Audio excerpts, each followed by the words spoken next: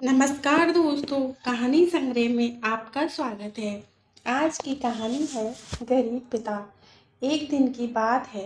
लड़की की माँ परेशान होकर अपने पति को, एक तो हमारा समय खराब है, ऊपर से हम इतने गरीब, एक वक्त का खाना मिलना भी बड़ा मुश्किल हो रहा है, और ऊपर से घर में सांप की तरह हमारी बेटी बड़ी होती जा रही है।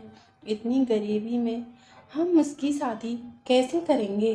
तभी उस बेटी का बाप भी पत्नी की बात सुनकर बड़ा ही सोच में पड़ गया, और एक दिन दोनों पति पत्नी ने अपने दिल पर पत्थर रखकर एक फैसला किया कि कल बेटी को जंगल ले जाकर उसे मारकर गाड़ देंगे। लेकिन उनकी इकलौती बेटी को तो इस बारे में कुछ पता ही नहीं था। उनकी बेटी अपने माता पिता से बहुत प्यार करती थी, और घर का सारा काम भी वही करती थी, और आज तक उसने अपने माता पिता से कुछ भी नहीं मांगा था, क्योंकि वह अपने घर की सारी परेशानियों को समझती थी। अब अगले दिन सूरज निकलते ही माँ ने अपनी बेटी को जल्दी उठा दिया, और फिर उसे लाड़ प्यार भी करने लगी। खुद अपने हाथों से खाना बनाकर भी खिलाया, और उसकी माँ ने जीवन में पहली बार उसे गले से भी लगाया। ये सब देखकर बेटी बोली, माँ, मुझे कहीं दूर भेज रही हो क्या? वरना आज तक मुझे आपने कभी ऐसे प्यार नहीं किया। लेकिन उसकी माँ कुछ भी नहीं बोली, बस चुप रही और फिर रोने लगी। बेटी लगभग समझ चुकी थी कि कुछ तो बात है, लेकिन बेटी माँ के आंसू देखकर कुछ नहीं बोली। तभी उसके पिता एक फावड़ा और चाकू लेकर आते हैं। माँ ने रोते हुए अपनी बेटी को सीने से लगाया, और फिर उसे बाप के साथ जाने के लिए कह दिया। बाप बेटी पूरी तरह से समझ चुकी थी कि वो अपने माँ बाप के लिए बोझ बन चुकी है, लेकिन उनकी बेटी बहुत अच्छी थी, और जाते जाते उसने अपनी माँ से कहा कि माँ, हर जन्म में तुम ही मेरी माँ बनना।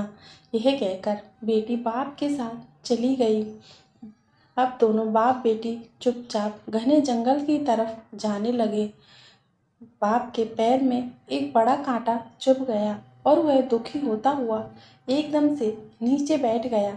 बेटी से देखा नहीं गया। उसने तुरंत कांटा निकाला और फिर पिता के पैर पर अपनी चुन्नी फाड़कर बांध दी। तब पिता ने कहा, बेटी, मेरे पैर पर हाथ ना लगाओ। बेटियों के हाथ पैरों पर नहीं लगवाते। तो बेटी ने कहा, पिताजी, मैं भी आपको दुखी नहीं देख सकती। यह सुनकर पिता की आंखें नम हो गईं, मगर उसने अपने आंसू दबा लिए। फिर वह थोड़ी ही देर में जंगल के बीचों बीच पहुंच गए। उसके पिता ने एक जगह देखकर एक फावड़ा लेकर खोदने लगा, और बेटी बाप के सामने बैठी हुई थी। तभी थोड़ी देर में पिता बहुत ज़्यादा थक गया, और उसे पसीना आने लगा। तभी बेटी बाप का पसीना अपनी चुन्नी से पोंछने लगी, और फिर उसी चुन्नी से अपने पिता के मुंह पर हवा करने लगी। यह देखकर उसके पिता ने अपनी बेटी को धक्का दे दिया और कहा, पीछे हट जाओ, मुझे अपना काम करने दे। तो बेटी ने कहा, पिताजी, आप मुझे मारकर गाड़ने के लिए इतनी मेहनत से गड्ढा खोद रहे हैं, तो क्या मैं आपके लिए इतना भी नहीं कर सकती? यह सुनकर बाप चौंक गया और बेटी से पूछा, तुम्हें कैसे पता चला कि मैं तुम्हारे लिए गड्ढा खोद रहा हूँ? तो बेटी ने कहा, पिताजी, मुझे पता है मैं आपके लिए अशुभ हूँ, बोझ भी हूँ, इसलिए आप मुझे यहाँ मारकर गाड़ दोगे। अब उसके पिता गुस्सा भी थे और आंखों में आंसू भी थे। तब उसने अपनी बेटी को सच बता दिया।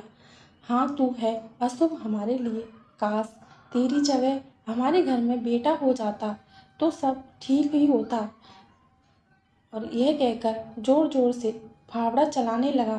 तभी फावड़ा उसके पिता के पैर में जोर से अचानक लग गया, और उन दो उंगली कट गई। यह देखकर बेटी रोने लगी, लेकिन बाप तो गुस्से में था वह चोट के बाद भी गड्ढा खोदे ही जा रहा था, लेकिन अचानक बेटी ने रोते हुए पिता के हाथ से फावड़ा छीन लिया और कहा, पिताजी, मैं बहुत अशुभ हूँ और मेरे मरने से पहले ही तुम्हें चोट लग रही है, इसलिए आप घर जाओ पिताजी, और आप चिंता मत करना, मैं खुद ही गड्ढा खोदकर इसमें लेटकर मर जाऊंगी, लेकिन घर नहीं आऊंगी।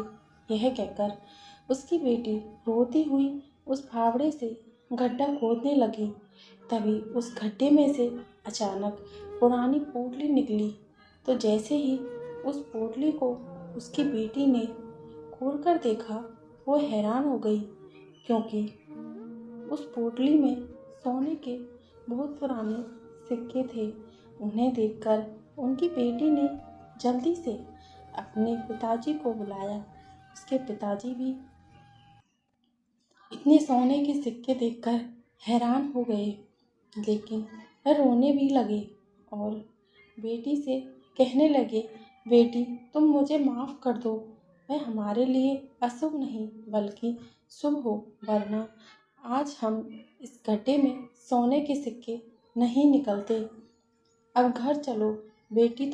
बेटी मुस्कुराने लगी और फिर पिता से कहने लगी, पिताजी, अब जब आपको सोने के सिक्के मिल गए तो आप मुझे घर लेकर जा रहे हैं।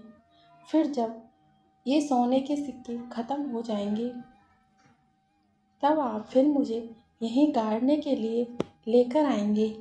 इससे अच्छा है कि मैं अभी मर जाऊं। यह सुनकर पिता रोते हुए बेटी के पैरों में गिर गया और कहने लगा कि नहीं बेटी, मुझे माफ़ कर दे, से बड़ी भूल हो गई। बेटी अशुभ नहीं, घर की लक्ष्मी होती है। तुम मुझसे इतना प्यार करती हो बेटी की, तुमने ही तो मेरे पैर का कांटा भी निकाला, जबकि मैं तो तुम्हें मारने लेकर आया था। फिर भी तुम्हें अपने पिता से इतना प्रेम था। तुम्हारे इसी प्रेम ने मुझे मेरा कर्तव्य याद दिला दिया। बेटी, अब अगर तुमसे मरना ही होगा तो हम तीनों साथ मरेंगे, वरना कोई नहीं। और रही बात इन सोने के सिक्कों की, तो ये लो, इन्हें वापस गड्ढे में दबा दो। यह सुनकर बेटी बाप के गले से लिपट गई और कहने लगी, अच्छा, मुझे अच्छा लगा पिताजी, आपके अंदर यह बदलाव आ गया, वरना आज मैं आपको यहीं मरकर दिखा देती। पिताजी, तभी बाप ने अपनी बेटी से कहा कि नहीं बेटी, अब ये सब मत बोलो, मुझे समझ आ चुका है और अब तुम मरने की बात मत करना, वरना तेरा यह पिता खुद ही मर जाए। दोनों बाप बेटी वापस घर चले गए और खुशी खुशी अपना जीवन जीने लगे। बेटियां कभी भी अशुभ और बोझ नहीं होती, उनके नसीब का खुद भगवान ही दे देता है। जैसे उस बेटी को गड्ढे में सोने के सिक्के मिल गए थे।